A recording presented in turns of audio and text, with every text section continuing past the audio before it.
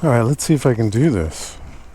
Pull this one out, turn this like this, and push this. Oh, you can do it. Oh, wow, that's easy. Open them both at the same time. Don't know why you would want to.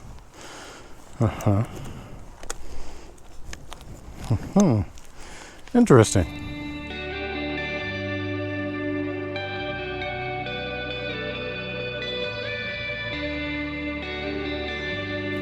Hi guys, nothing to prove here. Today's a beautiful day because any day one can be out on two wheels is a beautiful day. And yeah, we're on the world raid today. Yeah, beautiful bike, liking this color scheme especially. And this CP2 motor, loving it. Came out last year in 22, finally get my hands on one. And this dual tank, not sure I'm loving it. But it is lower, so let's get into the changes. What's different between the normal Tenere 700 and this World Raid? Well, I just mentioned it. The two side-mounted fuel tanks. So you're going from 16 liters to 23 liters. And you say, well, isn't that going to increase the weight? Yeah, 12 kilos more. That's also different from the normal. This two-piece rally seat, and this back also comes off, so you can mount a rack to it if you would like, for whatever you want to mount on there. And also the air intake was changed from facing the rear tire to the front tire to kind of suck in less air from that rear tire. Also, what is changed, number 4, is the suspension, front and rear, 20 millimeters, just under an inch more suspension travel. And the strut is linked now too, and it's a different strut and everything. On the rear they had to do that. So that kind of justifies the weight, just kind of. I can imagine putting a whole nother tank on here. Yeah, that's, you're engineering all that stuff. Longer suspension travel, strut, etc. To me, that justifies the 12 kilos. I get it, yeah. Now, how is this doing to the normal Tenere? Well, if you look here, we got 17 bikes here. Yeah. So you see the normal Tenere with power and torque, it's the same as this.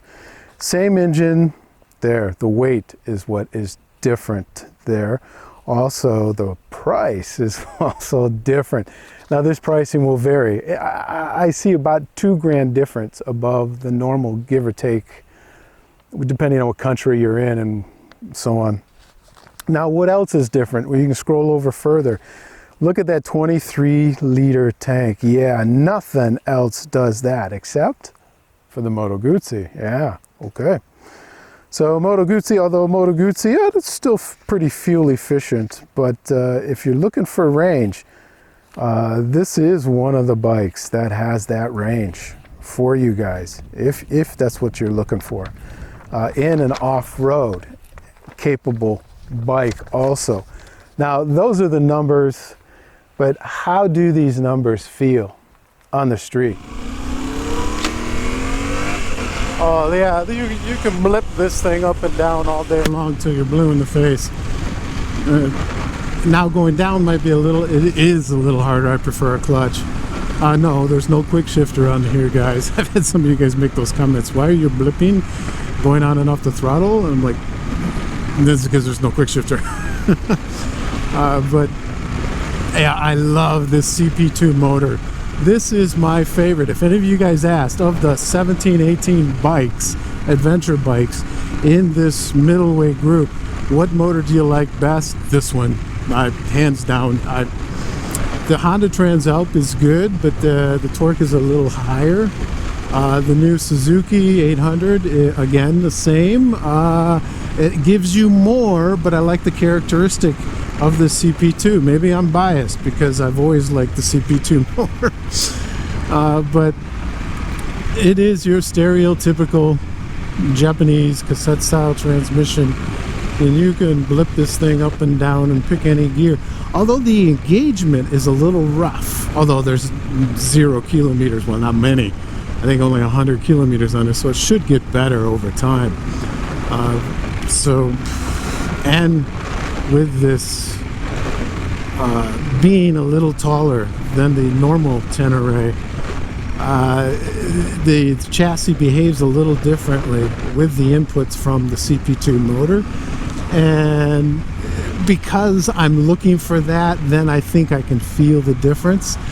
So, but overall with this powertrain, this is, yeah, it's getting two thumbs way up. I will never complain about this CP2 motor.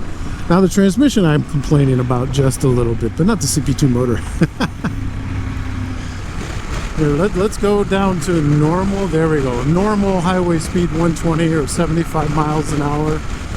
This is actually pretty good. The wind's hitting me right here at mid-screen. Let me check my blind spot. Just barely on the shoulders. I'm liking this. This is totally doable for an off-road focused bike.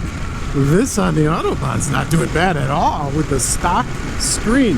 Although Touratech has an adjustable screen that you can put on here, 60 mils. And no, I'm not sponsoring them in any way, shape, or form. Just trying to give you guys options if you want them. But yeah, as soon as you start to get 120, above 120, 130, now I'm doing 140. Okay, now it's getting noisy. Yeah, you guys hear it. Yeah, that's not for a middleweight adventure bike. Cruising on the Autobahn at high speeds, no, it's definitely not. But I'm going around semi-trucks and the buffeting, you know, it's not bad. I'm 5'10", inseam 32-inch. This is totally doable on a highway, just like the new Transalp was. Which one's more comfortable on the Autobahn between the Transalp and this, and the new Suzuki? Suzuki fails. You would definitely have to get a big touring screen with that. But the Transalp and this are neck and neck. So if you've ridden either one of these bikes on the highway, the Transalp or this, you know how the other one is. Exactly the same. Vibration, a little bit more in the right foot peg than in the left, but just a little bit, but it's tolerable. And in the wrists and the hands, nothing. Okay, a little bit, but you know, I'm spinning at 5,000 RPM, 5,500 RPMs here. So of course you're going to get almost with any internal motion that much. But I'm riding into like a 45-degree crosswind. So this is like a worst case scenario, and it's not bad. Interesting, guys. On the Autobahn with the stock screen, two thumbs, boom, boom, totally doable. Coming up to this beautiful steering damper here. Yeah, look at that name on that bad boy. Oh, loving that. Fully adjustable KYBs, and loving the nice dark gold color here. Yeah, and 20 mil more than the standard, which is 210. This is 230. 282 wave disc on a caliper that's only a 2-piston Brembo, and axial mount though, not radial mount. If we come back here, it's the 1-piston Brembo on a 245 disc there. And if you look down here, okay, there you can adjust with your hand, if I can get in there. And then you can see the new link down here that they're using.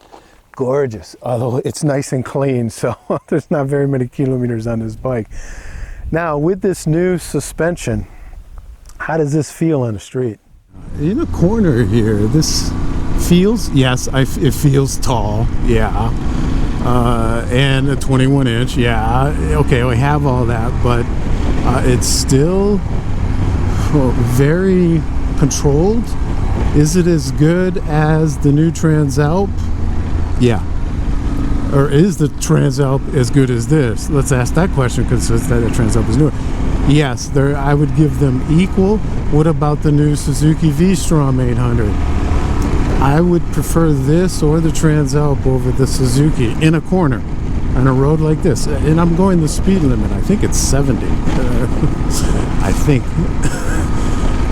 And so these fully adjustable KYBs are doing very well. And with the extra 20 mils of suspension travel, I'm not noticing a difference. Okay, since I know it's a little taller, it feels a little taller than the normal Tenere, but overall, yeah. And the rear brake, here, let's brake in a corner. Oh yeah, it's a Brembo. Hey, speed limit's 50, okay. Oh, it got dark. And the front brake, okay, it feels, oh, that's very good. I'm surprised for a two-piston Brembo that's on there. That's good. Okay, it's not as good as you need more pressure than a four-piston, say, but for off-road, this is giving me good feel and good feedback though. So both. So overall, this chassis on this thing's two thumbs way up, boom boom. I am liking the overall look of this black with this. And yes, you can get a Kropovich pipe on here too, and a whole bunch of accessories with this. Looking pretty standard with the normal bike here. Yeah, and 890 mils off the ground. Wow, that is a lot. And I am on my tiptoes, guys. Oh, it'll roll if I don't take oh, there, now it's not gonna roll. So I am liking how this seat comes up further than the standard. It comes up way further. I don't know what the actual length is, but I would say at least almost a foot more. But I am on my tiptoes, but it didn't seem to bother me coming up here at all. So that was interesting. These two tanks filled up 23 liters. How does a 23 liters feel in the city?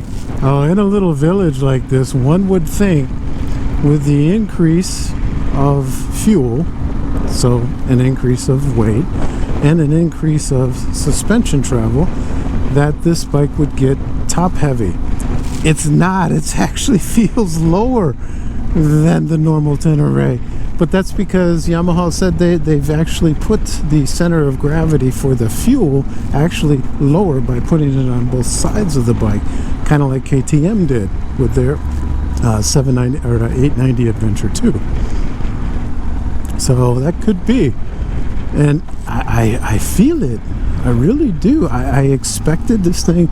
I think the Transalp and the new V-Strom 800 are more top heavy than this. And this carries way more fuel. That's the surprising thing about this bike. I'm like, wow.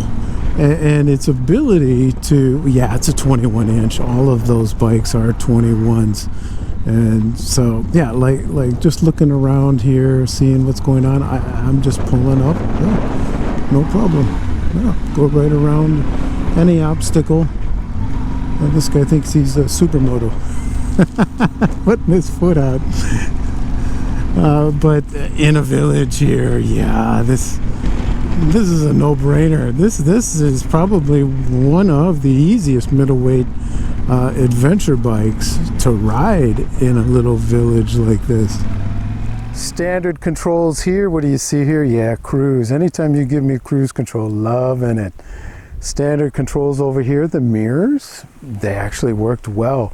Handlebar, you can see the risers there, nice and high. And I am liking the World Raid TFT and this layout with you give me the tack.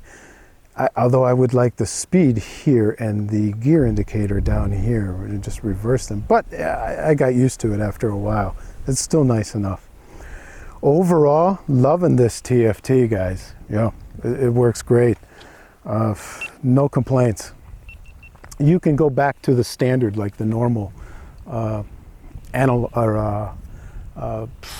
normal Tenere display too. There's two settings on there.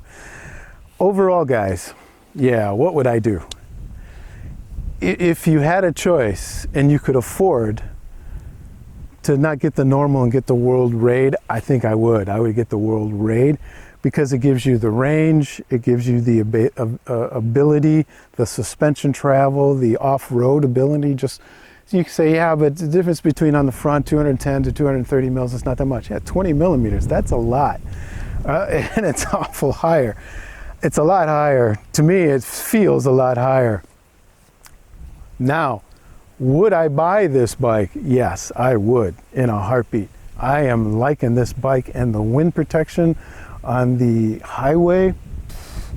Now, I would probably, though, go with the Touratech adjustable windscreen on here, because then it's a little bigger and it's 60 millimeter adjustable. But that's just me. I like a little more wind protections, and I like to move it. So when I go off-road, move it down. When I go on the highway, move it up. But on the highway, this does very well at highway speeds. I was shocked, just like the new Transalp and the BMW 850 GS, same. Well, that's a little worse, but then you can get touring screens for that too. So it's a wash. Overall, guys, this bike should be on your radar if it's not. 2 thumbs from me. All right. All right, guys, I hope you've enjoyed this review. As always, guys, ride safe. That's number 1 and most important. And number 2, guys, ride like there's nothing to prove. Take care. Cheers.